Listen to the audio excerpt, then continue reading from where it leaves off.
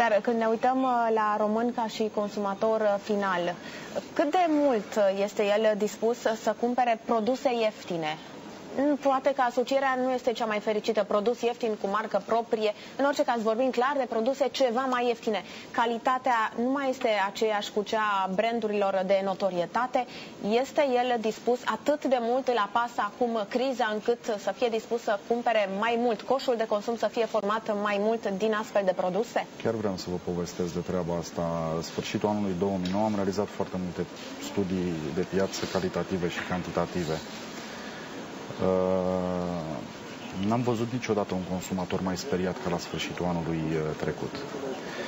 Adică mi-aduc aminte focus grupuri făcute prin Iași, Timișoara, Cluj sau alte localități din România. Cu sinceritate vă spun, a fost și un fond atunci datorat presiunii sociale, perioada electorală și toate celelalte, dar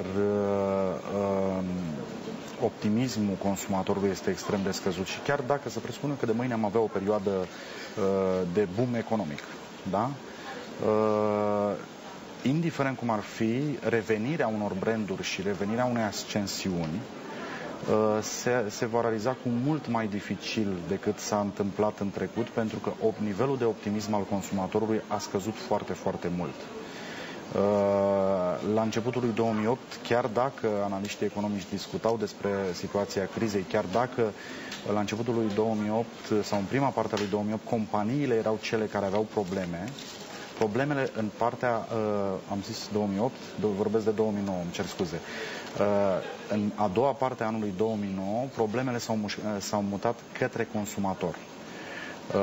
Fapt care cu siguranță îl va determina să apeleze la aceste soluții cu mult mai economice decât produsele, brandurile consacrate de până acum. Pe de altă parte, domnule Luican, pentru că știți piața foarte bine și ați cercetat comportamentul consumatorului român, vreau să vă întreb dacă în această perioadă de criză nu există tendința ca să-ți cumperi mai puțin și totuși mai de calitate și să te orientezi totuși spre branduri bune, ca să nu spun chiar foarte bune. O să folosesc un termen. Consumatorul la momentul ăsta este speriat.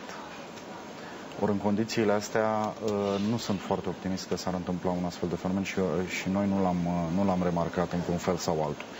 Discutăm despre rezolvarea problemelor de zi cu zi, discutăm despre un efort de supraviețuire economică, pe de o parte al agenților economici, pe de altă parte chiar și al consumatorului, care este, așa cum știm, are foarte multe griji, credite și tot felul de lucruri astea. Aș vrea să mai spun ceva vis-a-vis de retailer și branduri în general. Dacă în anii 2007-2008 vedeam în rândul clienților noștri cel puțin studii de piață care urmăreau mărirea prin adăugarea de noi beneficii brandului, mărirea dimensiunii pieței fiecăruia dintre branduri. Acum vedem cel mai mult studii de tip satisfacția clienților, studii clienți misterioși în diferite locații. De ce se întâmplă treaba asta? Din simplu motiv că la momentul ăsta majoritatea brandurilor fac reale eforturi pentru a-și păstra cotele de piață. Nu se prea mai gândește nimeni să își dezvolte cota de piață pe care au avut-o. Încearcă să-și păstreze aceiași clienți și să-i păstreze mulțumiți cu speranța unor zile mai bune, poate după anul 2010. Perioada de criză este perioada în care companiile ar trebui să ia în calcul posibile lansări de produse noi, inovatoare.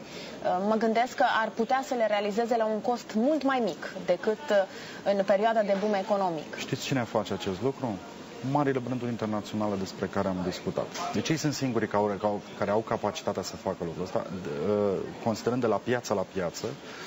Sunt piețe pe care, cum să vă spun, în momentul ăsta, dacă mergem de pildă pe piața auto, fără să discutăm despre FMCG-uri, piața auto, la momentul ăsta, nu poate nimeni să facă nimic. Adică să ne așteptăm că vine cineva care cu o gamă pe unul dintre branduri, cu o gamă mult mai sus, ceea ce îmi spuneți este perfect real. Nu știu, mă gândesc că cazul pe care îl vom vedea de săptămâna viitoare în premieră la Geneva, cazul Duster al Dacia Renault. Un produs nou, lansat pe timp de criză? Da, dar ne referim la altă piață.